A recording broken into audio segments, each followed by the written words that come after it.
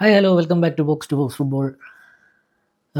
ആദ്യം തന്നെ പറയട്ടെ, ആദ്യം തന്നെ ഒരു മുൻകൂർ ജാമ്യം എടുക്കട്ടെ. ഞാനൊരു യാത്രയിലൊക്കെ ആയതുകൊണ്ട് തന്നെ എനിക്ക് കളി അവിടെ അങ്ങിങ്ങൊക്കെ കണ്ടതേ ഉള്ളൂ. അതായത് ഫുൾ ടൈം ഇരുന്ന് കാണാൻ ശ്രമിച്ചു, പക്ഷേ അറിയാമല്ലോ ഫുൾ കോൺസെൻട്രേഷൻ കാണാൻ പറ്റില്ല. അപ്പം കളിയെപ്പറ്റി ഡീറ്റെയിൽഡ് ആയിട്ടൊന്നും കുറേ നോക്കാൻ പറ്റുന്നില്ല. പക്ഷേ കഴിഞ്ഞ കളിയിൽ നിന്ന് കുറേ control plus C plus control plus V അതേ ഉള്ളൂ. അതായത് കുറേ കട്ട് കോപ്പി പേസ്റ്റ് ഒരുപാടുണ്ടായിരുന്നു.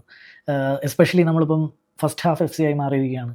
ഫസ്റ്റ് ഹാഫിൽ നല്ല പ്രകടനത്തിന് ശേഷം നിങ്ങൾ വരൂ, നിങ്ങൾക്കും എല്ലാവർക്കും ഒരു ഈക്വാലിറ്റി വേണ്ട എന്നുള്ള രീതിയിൽ അവർക്ക് സെക്കൻഡ് ഹാഫിൽ കളിക്കാൻ വേണ്ടി അവസരം കൊടുക്കുന്നു. അവർ അതിൽ കളിക്കുന്നു. എന്നിട്ട് ആകെ ഉള്ള കൃത്യം പോസിറ്റീവ് എന്ന് പറഞ്ഞു കഴിഞ്ഞാൽ തിരിച്ച് വരാനുള്ള ഒരു മെൻറ്റാലിറ്റി കാണിക്കുന്നുണ്ട്.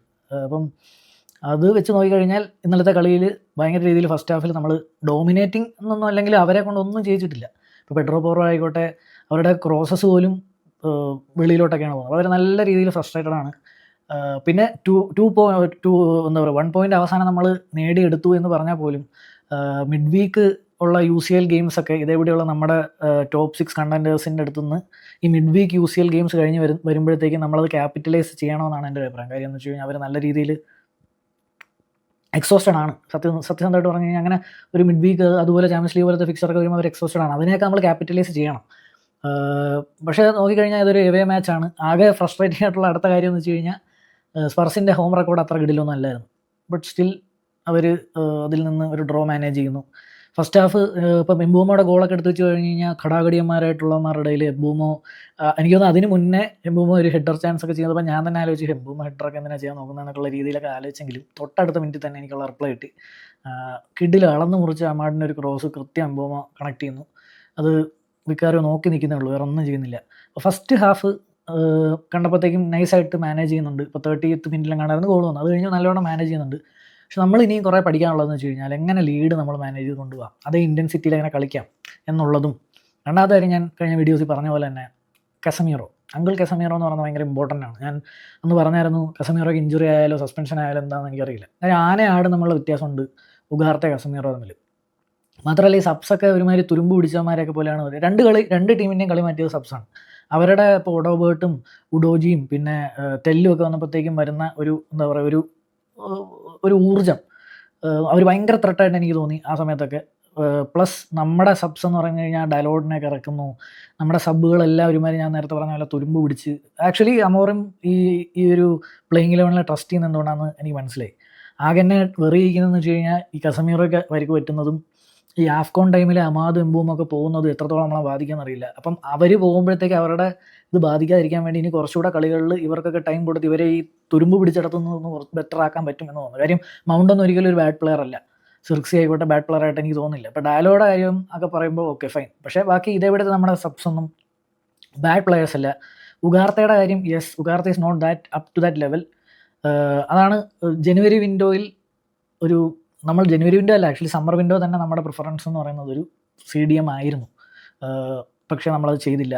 അപ്പോൾ ഇത്തവണ ജനുവരി വിൻഡോയിലെങ്കിലും ചെയ്യും എന്ന് ഞാൻ വിശ്വസിക്കുന്നു. കളിയെ പറ്റി ഇപ്പം രണ്ടാമത്തെ ഗോളും അതായത് സെയിം കഴിഞ്ഞ കളിയിലെ അതേ മിസ്റ്റേക്ക് ഞാൻ പറഞ്ഞില്ല, കുറേ മിസ്റ്റേക്സ് കഴിഞ്ഞ കളിയിലെ തന്നെയാണ്. വിങ്ങിലൂടെ ഉള്ള ക്രോസസ് ഷട്ട് ചെയ്യുന്നില്ല. ഫസ്റ്റ് ഹാഫിലൊന്നും അവർ ചെയ്യാൻ പറ്റാത്തതാണ്. സെക്കൻഡ് ഹാഫിൽ സബ്സൊക്കെ വന്ന മധുറായി പോയി കഴിയുമ്പോഴത്തേക്കും ഉള്ള മാറ്റവും, ലെഫ്റ്റിലും ഡൊർഗുവിനെ വെറുതെ എടുത്ത് വലിച്ചിട്ട് ഡയലോട്ടിനെ ഇട്ടപ്പോഴത്തേക്കുള്ള മാറ്റം എന്നൊക്കെ പറഞ്ഞു കഴിഞ്ഞാൽ ഇപ്പോൾ ഡൊർഗു ഡയലോ വലിയ വ്യത്യാസങ്ങളൊന്നും ഇല്ലെങ്കിലും സൈഡിൽ കൂടെ വിങ്ങിൽ കൂടെ നല്ല രീതിക്ക് കളി വന്നു. വിങ്ങിൽ നിന്ന് ബോൾ നല്ല രീതിക്ക് അവർ സെക്കൻഡ് ഹാഫിൽ ഇടുന്നുണ്ടായിരുന്നു. വെരി വെരി ബിഗ് ത്രെട്ട്, അത്രേ ഉള്ളൂ. അങ്ങനെ ഫസ്റ്റ് ഗോള് തെല്ലടിക്കുന്നു. അത് എനിക്ക് അവോയ്ഡബിൾ ആണെന്നൊക്കെ ചോദിച്ചു കഴിഞ്ഞാൽ അതൊക്കെ കുറച്ചുകൂടെ ആ ക്രോസസൊക്കെ ഒന്ന് ക്ലോസിനൊക്കെ ചെയ്യണം. സെക്കൻഡ് ഗോൾ എന്ന് പറയുന്നത് ഒഡോബേർട്ടാണെന്ന് തോന്നുന്നു അടിച്ചത്.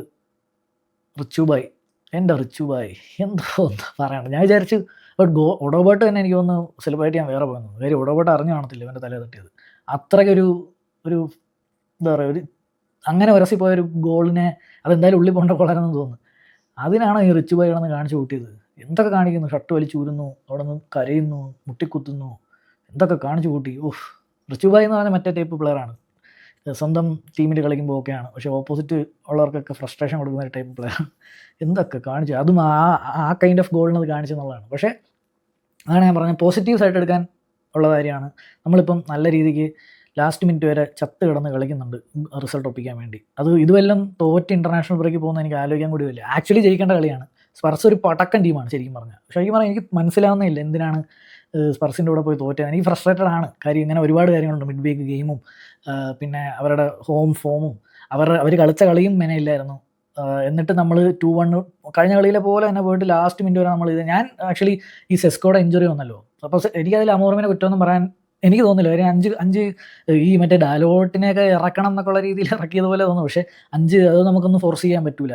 ഇപ്പം ഇറക്കിയ പ്ലേയേഴ്സിനൊക്കെ ഇഞ്ചുറി പെട്ടെന്ന് വരുന്നതും 10 പേരായിട്ട് ചുരുങ്ങുന്നതൊക്കെ നിർഭാഗ്യം എന്നേ പറയാൻ പറ്റൂ. അപ്പോൾ 10 പേരായിട്ട് ചുരുങ്ങിയിട്ട് ആ ഗോൾ വന്നപ്പം I thought that it's done. അതായത് ഇൻ്റർനാഷണൽ ബ്രേക്കിൽ പോകുമ്പോൾ ഈ അറ്റ്ലീസ്റ്റ് അൺബീറ്റൺ ആയിട്ട് ഇൻ്റർനാഷണൽ ബ്രേക്കിൽ പോകുന്നതും ഒരു തോൽവിയോടുകൂടി ഇൻ്റർനാഷണൽ ബ്രേക്കിൽ പോകുന്നതും നമ്മുടെ മെൻ്റൽ ഹെൽത്തിനെ ബാധിക്കും, നമ്മുടെ കോൺഫിഡൻസിനെ ബാധിക്കും. പിന്നെ ഈ മീഡിയാസ് ഈ ഇൻ്റർനാഷണൽ ബ്രേക്കിൽ പണിയൊന്നുമില്ല, ചൊറിയുത്തിരിക്കല്ലേ. അപ്പോൾ എഴുത്തായിരിക്കും. മറ്റത് ചെയ്യുന്നു, മറിച്ച് ചെയ്യുന്നു.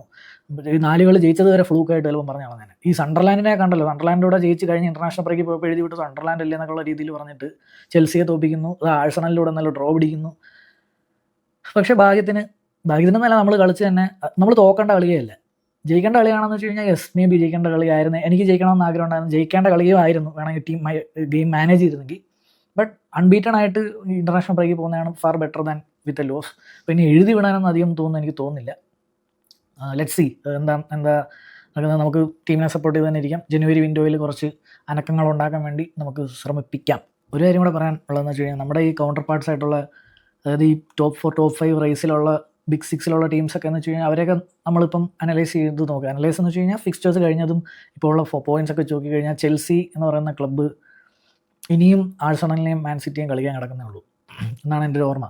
അതുപോലെ തന്നെ ടോട്ടനാം ആയിക്കോട്ടെ, ടോട്ടനാം എന്ന് പറയുന്ന ടീം എനിക്ക് തോന്നുന്നു UCL കൂടെ വന്നു കഴിയുമ്പോഴത്തേക്ക് അവരുടെ ഡെപ്ത്ത് അവർ ടോപ്പ് 5 റേസിൽ നിന്നൊക്കെ പോവും എന്ന് ഞാൻ വിശ്വസിക്കുന്നു. അപ്പം നമ്മുടെ ബാക്കിയുള്ള ടോപ്പ് 5 കണ്ടൻറ്റേഴ്സിനൊക്കെ വെച്ച് നോക്കിക്കഴിഞ്ഞാൽ നമ്മുടെ ഹാർഡ് ഫിക്സ്റ്റേഴ്സൊക്കെ കഴിഞ്ഞു. എല്ലാ ഫിക്സ്റ്റേഴ്സും ഒരു കൈൻഡ് ഓഫ് ഹാർഡാണെങ്കിൽ ഈ ബിഗ് 6 കൂടെയുള്ള നമ്മുടെ എല്ലാ കളിയും കഴിഞ്ഞു. ഇപ്പോൾ 10-11 കളികളുടെ തന്നെ നമ്മൾ ബിഗ് 6 കളിച്ച് കഴിഞ്ഞു. അപ്പം ഇനിയുള്ള കളികളൊക്കെ റിസൾട്ടുകൾ കുറച്ചുകൂടെ പോസിറ്റീവ് ആക്കുക എന്നുള്ളത് മാത്രം ചെയ്താൽ മതി. ആക്ച്വലി 11 പോയിൻറ്റ്സ് ഇൻ 15 പോയിൻറ്റ്സ് എന്നൊക്കെ പറയുന്നത് മോശമില്ലാത്തൊരു സ്ട്രീക്കാണ്. I hope we can cope up with it. അപ്പം അതാണ് എനിക്ക് തോന്നുന്നത്. അപ്പം ഇൻ്റർനാഷണൽ ബ്രേക്കൊക്കെ എൻജോയ് ചെയ്യുക. That's it. നിങ്ങളുടെ തോട്ട്സ് കമൻറ്റ് ബോക്സിൽ എഴുതുമല്ലോ. മറ്റൊരു വീഡിയോയിൽ കാണുന്നവരെ ഇറ്റ്സ് മീ സൈനിങ് ഓഫ്.